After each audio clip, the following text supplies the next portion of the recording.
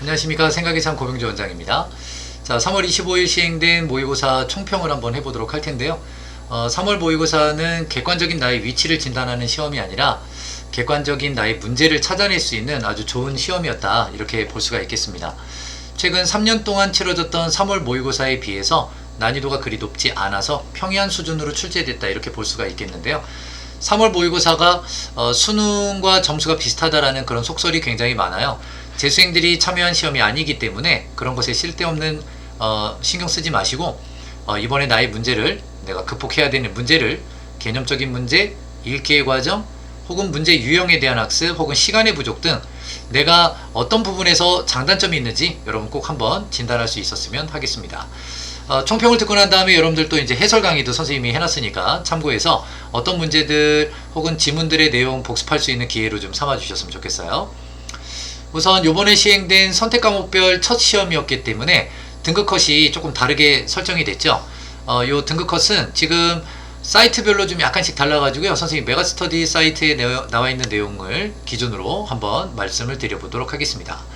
지금 화작 같은 경우에는 1등급 컷이 92로 되어 있는데 91, 92 뭐 요 정도 선에서 좀 이렇게 형성이 되는 것 같아요. 그리고 84, 한 8점 정도 차이가 나죠. 그 다음에 77, 그 다음에 한 7점 정도 차이가 나고요. 그 다음 5점 정도 차이가 납니다. 그러니까 지금 갈수록 점수 차이가 좀 좁혀진다라고 하는 건 지금 학생들이 어디에 많이 몰려있다는지 아시겠죠? 엄매 같은 경우에는 한 3점 정도가 더 낮은 점수에서도 더 높은 등급을 받을 수 있습니다. 이건 이제 아무래도 엄매 학습 부담을 이렇게 점수 계산하는 방법, 전에도 말씀드렸다시피 그걸 통해서 이렇게 산정이 되는 건데요. 7점 차이 정도 나고요. 그 다음에 또 역시 이제 7점 차이 정도 나고요. 그 다음에 한 6점 정도. 그러니까 이 엄매 집단에 형성되어 있는 분포가 아무래도 조금씩 좀 차이가 있다라는 걸 우리가 좀 확인해 볼 수가 있습니다. 선택 과목별로 요번에 출제된 어떤 흐름을 보면요. 11문제 24점 배점은 역시 동일합니다만 화법작문은 기존에 나와 있던 화법작문하고 크게 차이가 없게끔 아주 쉬운 난이도로 출제가 되었어요.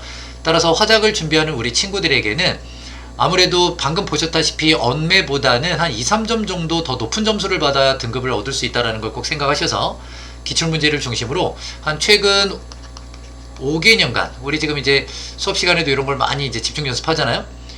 화법작문의 기출문제의 문제 유형들을 꼭 반드시 확인하셔서 이런 문제는 어떻게 풀어야 되는가, 자료는 어떻게 이용해야 되는가, 이런 것에 대해서 우선 일단 시간을 아껴 쓸 수 있는 방법을 체크하시고요.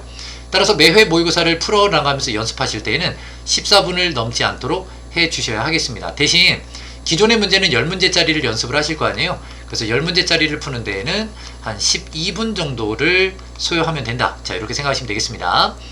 엄매 같은 경우에는 이번에 문법 개념을 상당히 쉽게 다루었기 때문에 기존의 문법 학습을 조금이라도 한 학생들, 혹은 이제 문법이 2학년 때 수준만 하더라도 이번에 문법은 사실 하나도 틀린 문제가 없었습니다. 그래서 만약에 이번에 내가 문법에서 좀 하나 틀렸는데요, 이러면 지금 문법 개념이 많이 부족하다 라는 걸 자각하셔서 문법 개념 기초부터 탄탄하게 다시 총정리를 좀 해주면서 병행해서 문제를 좀 함께 기출문제로 정리를 하셔야겠습니다.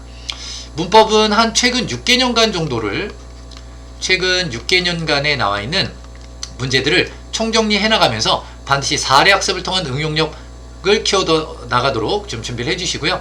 제한 시간은 7분인데 7분을 넘어가면 절대로 안 됩니다. 보통 한 6분, 7분 요 정도 소요가 될 거예요. 매체 영역은 EBS 교재의 매체를 꼭 한번 풀어보시기를 바랍니다. 왜냐면 매체가 지금 문제가 너무 적어요. 그리고 또 요거는 다 모두 생소하죠.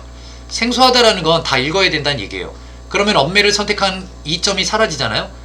EBS를 통해서 꼭 반드시 이런 문제에 대한 적응력을 좀 키워두시고, 앞으로 학습하시면서 엄매에 대해서 선생님이 또 역시 자료 계속 많이 나눠드릴 테니까 그 내용들 풀어나가면서 응용력만 쌓아둔다면, 그러면 이제 언어와 매체에서 문법 개념이 요 정도 수준으로 나온다면 뭐 상당히 이점이 있지 않을까, 이런 생각이 듭니다. 근데 이제 아무래도 문법은 조금 더 어렵게 나오겠죠. 공통 과목에 대해서 한번 보도록 할까요? 문학과 독서가 38점씩 골고루 배점이 되어 출제가 되었습니다. 지금 요번에 3월 모의고사의 특성을 보면 문학 영역에서 많은 학생들이 약 35분 정도가 소요가 돼요. 그럼 고스란히 여기에 이 시간을 잠식하고 있다는 걸 알 수 있죠. 그럼 만약에 요 정도, 내가 한 35분 정도 푼 것 같은데요 선생님, 이러면 독서 지문 한 지문은 그대로 날아갈 겁니다. 자, 결국 문학이라고 하는 것에 대한 학습은 개념이 핵심이에요. 문학이 무엇인가에 대한 개념 확실하게 알아두시고요. 문제 풀면서 나타나는 개념어도 복습하면서 꼭 반드시 재정립하시기를 부탁드립니다.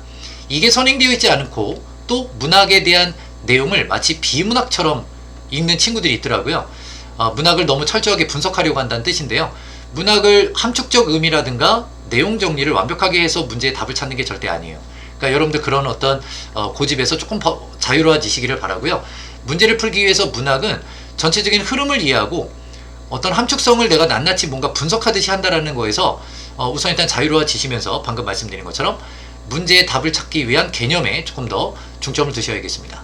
네 지문이 출제가 됐는데요. 현대시는 2작품짜리가 복합으로 출제가 돼서 4문제가 나왔고요. 고전소설에서도 역시 설화와 소설이 출제돼서 2작품이 5문제로 출제가 됐습니다. 그러니까 복합으로 형성된 경우가 3가지예요. 이거는 최근의 트렌드거든요. 그래서 단편적으로 문제가 출제되는 게 아니라 복합적으로 출제되고 있는 경향이라 아무래도 시간을 어느 정도 잡아먹으려고 한다는 걸 우리는 충분히 알 수 있죠. 그래도 31분 안에 끊어낼 수 있도록 여러분들 연습을 하셔야 되는데, 이렇게 연습을 하는 데 있어서 중요한 건 아무래도 좀 소리내서 읽는 것도 좀 도움이 될 것 같고요. 특히나 소설 지문에 대한 기출 학습을 꼭 많이 해주셔요. 현대소설이든 고전소설이든 소설에서 시간 많이 잡아먹는 친구들이 의외로 꽤 많고요. 고전시 같은 경우는 이제 중하위권 학생들 같은 경우에는 좀 글을 읽어나갈 때 많이 나오는 빈출 어휘들 선생님이 수업 시간에도 많이 정리해 드리잖아요.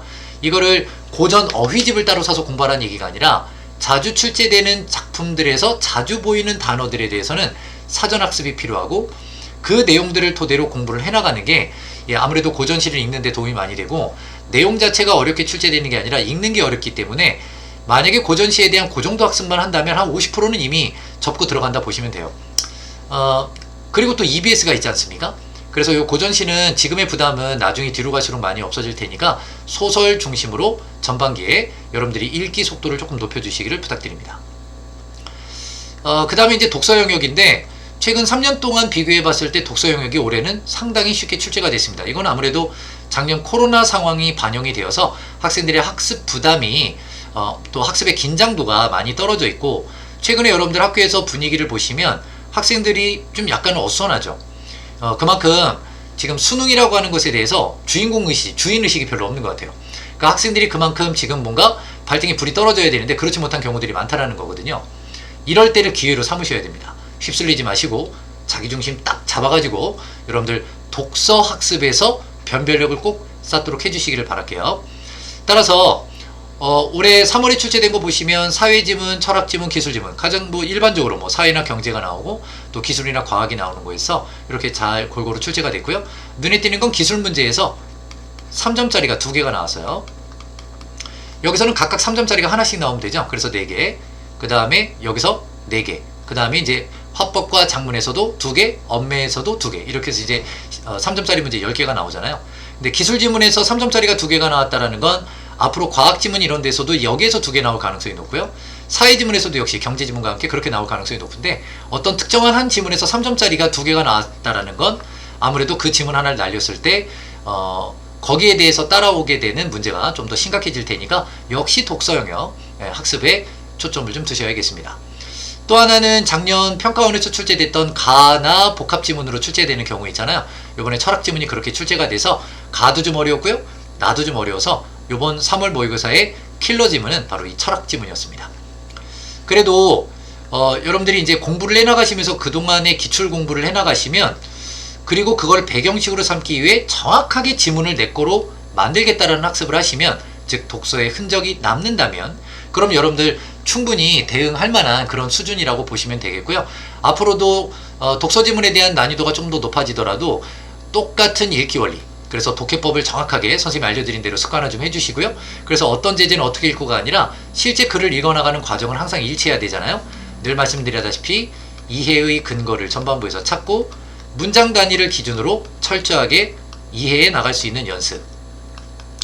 자, 이게 이제 여러분들 정확하게 훈련이 되어야 돼요. 그렇게 연습을 하고 문제를 푼 내용은 복습을 통해 반드시 자기 거로 만들어 주시기를 부탁드립니다.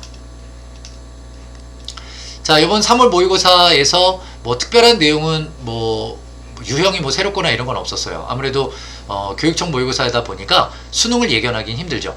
여러분들 여기에서 이제 뭐 시간 부족의 문제라든가, 이거 시간 부족이 나타나는 거는 아무래도 전체 시간 제곱 푸는 연습도 부족하겠지만 이해력의 문제이거나 아니면 문학 파트에서 나타나는 문제일 수 있거든요. 요거 어느 정도 좀 문학 때문이라면 좀 해결이 좀 될 거예요. 그래서 개별적으로 나타나는 문제 중에 특히나 어휘력이 좀 부족해서 어휘 문제를 틀리는 거 외에, 뭐 요번에도 뭐 고전시에서 뭐 전가시킨다라는 말을 이해를 못하고 그냥 의인법에만 초점이 맞춰서 정답을 잘못 체크한 친구들이라든가, 이렇게 글을 읽으면서 잘 이해가 안 되는 어휘들은 꼭 반드시 꼭 확인해 주시기를 좀 부탁드리도록 하겠습니다.